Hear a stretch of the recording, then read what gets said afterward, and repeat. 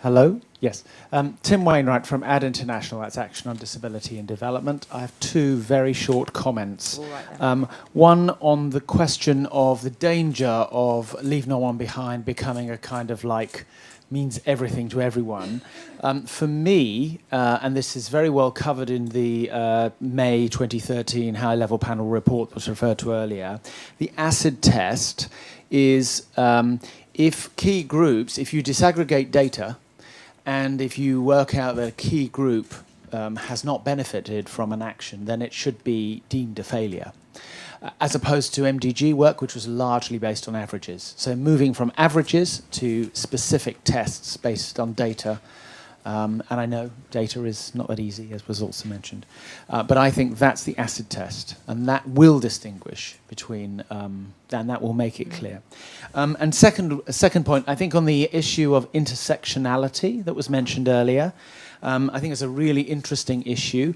I have a slight concern that, again, intersectionality will become one of these, it means everything to everyone, and everyone has to worry about every possible group that could ever be thought of, and that overwhelms people. For me, it becomes very meaningful if you get in a meaningful intersectionality that starts to affect the action that is taken. And I give an example from my own area of the issue of violence against disabled women, which is both more likely than, on average, than for violence against non-disabled women, but also has some specific characteristics, such as particular impairments who are more vulnerable, the role of carers, and so on. So there are issues that immediately translate into the design of the intervention you're making. So I feel that's where intersectionality comes alive, where it's meaningful. Thank you. I'm quite keen to hear from others in the audience also about what you think from your own organisational perspective you need to do differently. What does this mean for you that is actually different to what we were doing before, if anything? Now, I'm very conscious, as I think we had a question earlier about the private sector, and I prevented you from answering it, but let me now give you the opportunity. Hi, my name is Lungila. My question is not about private organisation. I'm from South Africa, and I'm involved with a project in South Africa following the dismantling of the apartheid system, which is called Imbeu Community Development. And my question is going to be directed to Kim from DFID. They saw the work I was doing in South Africa, and then the people in Rwanda invited me to come and work with the project, which is working with the perpetrators and survivors of the genocide. And when I was in Rwanda, I just came back 2 weeks ago. One of the thing that I got there is that the majority of the NGOs, big and small, coming from Europe, they go to Africa and they don't engage with the local projects on the grassroots. And then one thing that they said when I was in Rwanda is that people from Europe, they come to Africa, they do this research, they are paid international salaries, they are driving big cars, they've got big houses, and then the project I had gone to in Rwanda, it's a grassroots project which is working with victims and perpetrators of genocide, and they had a lot of problem just getting support funding from the NGOs from Europe. So my question to Kim from DFID, based here in UK, is why are you not working with the grassroots local projects? People who are living in the communities, working in the communities. You bring people from Europe. I understand people are coming with the skills from Europe, but why are you not engaging with the local grassroots projects? Thank you very much, Kim. I want to give you an opportunity to come straight back on that, and also if Jose Manuel, from the point of view of an INGO, has anything to add, I think that would be helpful. Hi, thank you. I can't talk on behalf of my colleagues in DFID Rwanda because it's been some time since I've personally been working in that office. I would be surprised if they weren't working with any grassroots organisations, but but I can definitely take the challenge back to them and make sure. I know they have, as part of their consultation process, been talking about bringing in local civil society to have the conversation.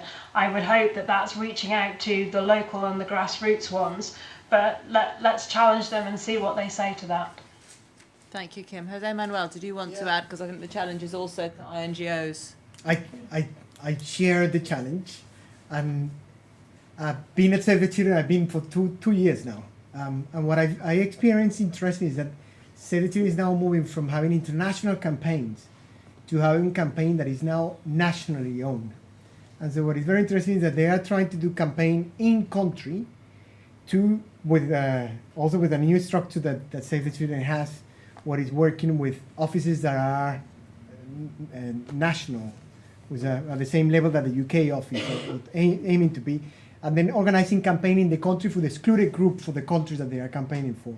So in that way, is what I feel is that connect a little bit with what it was discussed about the voice of the marginalized group, etc., that the organizations are aware and are feeling, are trying to change the way that they operate. I think still there's a lot to do, and or that they should do much more. Also to make stronger the national civil society groups that are the ones that should be empowered, should be strengthening. Thank you. Okay, lots of hands going up at that. So I've got 1, 2, 3 in a row. Do you want to start at the back? Yep. Thanks very much. Ollie Henman here from Civicus. Thank you very much for the fantastic panel and all the great interventions. I had something to follow up with Paul, and it's great to see Paul here. And I think the presence and the focus that you brought around really building and empowering the national and regional platforms, something that Civicus is quite involved with, and we've been working with Paul and with others looking at how we do that. And I think one of the questions you raise for all of us, Paul, is how do we do less, in fact, to enable some of those other voices to be heard? And I think you were right to say, part of leaving no one behind is also some people walking slower, perhaps, or stepping back to allow others to walk faster. And I think that was a very good observation. I wondered if you had any other recommendations on how we do that to actually change that dynamic. Thanks. Thank you, Paul. I'll come to you in a minute, but you just pass your mic to the front. Yes. Thank you. My name's Sophie. I work for Social Development Direct. And I had one sort of response to the lady from the University of Cambridge, and then one question back to Paul as well. The University of Cambridge speaker, you mentioned the cross-cutting complex inequality, which I thought was very interesting, especially in light of a lot of the work we do around violence against women and girls. I think what I am challenged about, and we discuss internally, is whether it's better to have a gender focus integrated into different sectors, given that multi-sector response is needed to that issue among many others. But the challenge of doing that sometimes is that you are sidelined and you don't get the resourcing needed to address such systemic problems. And so we talked about the complementarity, perhaps, in government or donor spending of having standalone programming as well as cross-cutting programming, and the importance of kind of top-level leadership around when you're trying to do something cross-cutting. You really need executive leadership to implement something like that, otherwise it kind of dies out, we've found. And the second point I just wanted to make in response to Paul, I was really interested in what you shared equally around who's ahead and why they're ahead. I was in Nigeria recently, and a lot of the people I met, just in passing, everybody I met, in fact, talked about the Panama Papers and David Cameron's comments about Nigeria being so corrupt and why is all the stolen money in London property and all that kind of thing. And it was very interesting to reflect on tax havens, for example, and who's profiting from that type of system. And then it got me thinking really about power. This is what this is about. Leaving no one behind has got to be about renegotiating power. That comes with conflict being a risk. People are profiting a lot from systems like tax havens, which is being debated in Nigeria. And my question to us, I guess, is how do we prepare for that? And knowing that it will be a fight and that it could raise conflict, and how do we integrate sort of peace-building principles, I guess, into this process so that we're ready to, mitigate the kind of conflict and resistance that I'm sure will be faced. Thank you. And do you want to pass it forward to Ada again at the front? Okay, thank you very much. I'd just like to quickly respond to, or just share some thoughts around the question that my sister from South Africa has raised. I didn't quite get your name, sorry. But the thing is, yes, I do recognize that, because actually through my career I've worked through with local NGOs through to now working with our international an INGO basically. So I understand that how it builds up and the sentiments and the realities of it. And my take to that, and I think from also practice from this organization that I've worked for a very long time also, WaterAid, is to insist, especially from the donor community, that they find local partners on ground that they work with. The situations where you have international NGOs going down, setting up offices, huge offices, and trying to maintain the standards that the employees from the West or from the global North are used to at that level really doesn't work very well. And at the end of the day, you leave nothing in terms of capacity on ground for the local organizations. One way WaterAid has done, and it's remained the principle from when it was formed in 1983, for instance, is to not work directly on ground, but to work with local institutions. And like I said before, we thrive on partnership. If you do not do that, I mean, this is basically speaking to my INGO colleagues, if you do not have local partners that you work through, then it's not going to, I mean, you're not living much in terms, doing much in terms of impact after all. Let me use the opportunity to also speak to the first question, I mean, the question that the lady raised about maternal health and the fact that no one is talked about it. As a principle, again, in terms of equality and leaving no one behind for us as an organization, one of the things we've taught to do, learned from our practice and experience on ground, is to understand the issues of vulnerability, inequality, from the perspective of the entire life cycle. As a child, as a young adolescent, I mean, as a school child, as a young adolescent, through to being a mother, being a wife, or being a man, whatever, the totality of that. And if you do understand how whatever intervention you're bringing about is affecting the whole circle of the human existence, then it's more helpful. Mm-hmm. And when looking at that, then you then plug it into not just the sector in which you're focused on. For instance, we're specialists in water, sanitation, and hygiene is what we do. But we have learned that doing that alone does not give us the impact we want. So we are expanding and looking to learn from other sectors, as health, as education, as social development, entrepreneurial development, and whatever, such that we are affecting the totality of the communities in which we work. Thank you. Thank you very much indeed. We're going to have to close the audience questions there, I'm afraid. Before I just quickly ask the panellists to come back, Paul, specific questions to you, and then any more comments from Kim or Liz or Jose Manuel. We have had a lot of questions from the online audience. Thank you very much to all of you who have who've asked us. I think they fall into three main categories. There are a lot of people asking about data, and particularly about the kind of practicalities. We're all talking a good talk about improving data, but actually what are some of the things that we can do that we know are going to work on that, and what should be the priorities?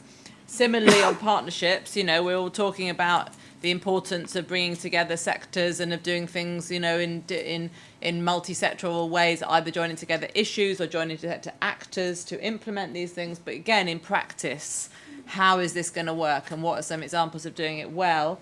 And then I think another challenge, similarly, sort of the online audience is very much picking us up on all of the kind of big things that we're saying and asking for practical, what is it we can do, and particularly on this question about inclusion and involvement, you know, where we have people facing huge barriers of infrastructure, you know, the very basic failures of connectivity and connection, be that around roads or IT or anything else.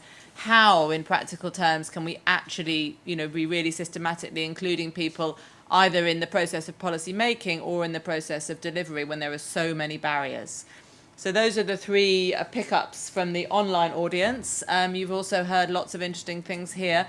I'm going to ask, I think, Paul to come back first because you had some specific questions to you, then just turn over to you other three for any very brief concluding thoughts that you might have. Thank you very much. I think I was almost tempted when the initial dialogue began for me to raise my hand and say I also haven't. So you lose that privilege by sitting up here. I'm here. You know, first of all, let me just get what I can call an off-the-cuff comment, and that is based on the statement that has been made here, but which was put together towards the World Humanitarian Summit, and that is the concept of the other 1%. And I really want those of us seated in this room to think about it critically, including you people at Save the Children. And that was the realization that with the study that came out last year, that 99% of international development funding ends up with INGOs, and only 1% end up with communities and with the people. It's not right, it's not fair, and I think it's not moral. And we have talked about it for far too long. We're always talking about we are making progress, we are doing this, there's more to change. And it's a discussion we have had since the Busan whatever partnership. So let's begin thinking about the other 1%. Who are the people who are struggling on the ground, who are the ones who are doing the work, and they only get 1% of the funding that comes from the from the donors. And unfortunately, it's not a problem of the INGOs, it's actually a problem of the donors. It is the donors who insist on doing it, and they have always given a whole range of reasons of why they think it is critical or whatever to do so. So it's something that I feel painful about when I see how the struggles go on. But I think just coming back to what we have, I'm actually not worried so much about whether the leave no one behind concept will mean everything to everyone. Because that was the spirit behind the SDG process, that everybody will find something in it and say, I think this one means to me. I think for me, the test is whether it will mean something to everyone, not everything to everyone. Is everybody going to find something in which they're going to latch on and say, for me, the reason why I am exiting the EU is because I've been left behind here, and I would want the next government to sort it out. For me, who is in Africa, this is where I feel I've been left behind. And if we do that, if there's a way we could run a campaign in which everybody feels that there's something they're losing, for which they need to hold on and to campaign, I think it would be a far much better achievement for us than for us to narrow down the concept of leave no one behind and only talk about those who are marginalized or who are on the peripheries. I think the last comment that I would want to make, just listening to everything else, is what worries me most when I am not in London or when I'm not in New York. I think what worries me most, and which especially when I interact with most of the communities, are three things. One is that I don't think we look within enough. Because if you talk about the issue of funding, and I know that was raised, and issues of tax havens, I can assure you we will stop the issue of money going out by almost 70% if Europe just decided you can steal money from Africa, but we will not allow you to keep it in our country. Mm-hmm. If that's just single decision, will be enough to go so much or such a long way in dealing with it. I mean, we can talk about it, but as long as you are the guys who are still hosting all the tax havens, as long as London still remains one of the best whatever places, we will talk about corruption and where that money is going and wherever that, but you'll still be benefiting because it is the one that funds your NHS and is the one that that pays for you. So we really need to talk about that. So for me, and then I think the second issue is that we make, and I spoke about this in Nairobi, that we make the SDG agenda, again, another MDG part 2, where we are not talking about small, little, isolated thematic issues and not forgetting the connectedness of the agenda. And then I think for me, the very, very last thing on the look no one behind is let's look beyond making it merely a poverty agenda. Let's see if we can expand it much more and look at at all the other concepts behind it. I think that's what. Thank you, Paul. Yes. That was great. Right, I'm going to ask Kim and then Jose Manuel and then Liz, please. So just give us 30 seconds of your reflections having come to the end of this event. Kim. So being a statistician, I will focus on the data side and I will probably get chucked out of the room shortly. So if I leave immediately after that, you'll understand why. So what are we doing practically in DFID to try and address this? I think that was part of the questions, the practicalities. We're trying to challenge ourselves that in any of our programming data, how can we disaggregate? So the lady from Leonard Cheshire talked about disability. We have the tools to disaggregate by disability status. We know how to do it, and we're going to try and challenge ourselves to do that within our programming. We understand that that's going to cause a burden to our implementers and our partners, but we feel that that burden is necessary to be able to get the information and to make sure that we're targeting. That's one example, so that's what we're trying to do. Thank you. I think the same question that before, that is how to do so the Leave No One Behind focus is not only a focus of this year, but it's a focus that it remains, that it actually energizes and move things forward. Save the Children is right now working on a campaign, and the campaign is we're going to exclude children on this inequality angle. Now the call that Save does is on fair financing, is on equal treatment and ending discrimination, and it's also around accountability and voice. So if we think on the different elements that would imply putting an agenda of Leave No One Behind forward, then the work is quite extensive. Now the label is, or the spirit of the Leave No One Behind is used this year in the high-level political forum. Will it stay for the rest of the SDG? Well, we hope we will, and we hope actually it would energize and do. Thank you very much indeed. And Liz, last word from you. I'm going to give you an answer to a question that was raised earlier, that rather than overall thoughts, which was about the funding issue. So in this report as well, we've costed Leaving No One Behind, but we've only costed part of it because the data's not there to cost all of it. So for health, social protection and education, we had data for 70 countries. For the 30 low-income countries, it's going to be an average of $70 billion a year additional, spread across those 30 countries. Middle-income countries can pay for it themselves. They have enough money to afford it themselves, but governments need to make different decisions about redistributing it. But there's a big funding gap there for low-income countries. Thank you very much indeed. Now, I've got a number of jobs now. First of all, I have the happy news for you that we have coffee and biscuits next door as a reward for all of your hard work this afternoon and to carry on the conversation. Then in a minute, we'll be showing an animation film that we've made to accompany the report for anyone who wants a little bit, who likes to think in pictures. But first of all, before we click onto that, let me just please thank all of the speakers. Kim, unfortunately, had to leave, but thank her in her absence, all of the speakers on the panel and on the floor who've done such a fantastic job for us this afternoon. So thank you all.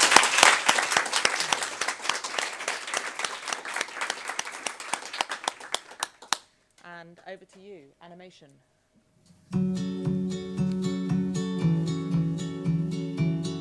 Despite recent global progress in tackling poverty, the poorest and most excluded have often been left behind. Older people, ethnic minorities, families based in remote rural areas, and people living with disabilities are just some of those needing extra support. But it isn't only minority groups. In some countries, more than half the population live in extreme poverty.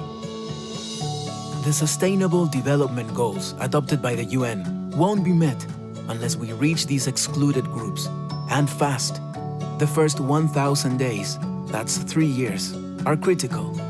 As the longer governments take to act, the harder it will be. To eliminate ultra-poverty in sub-Saharan Africa, the bare minimum we should be aiming for, progress needs to be made twice as fast as current rates. So what can governments do? Increase spending on services that reach the poorest, like universal health coverage and rural electrification.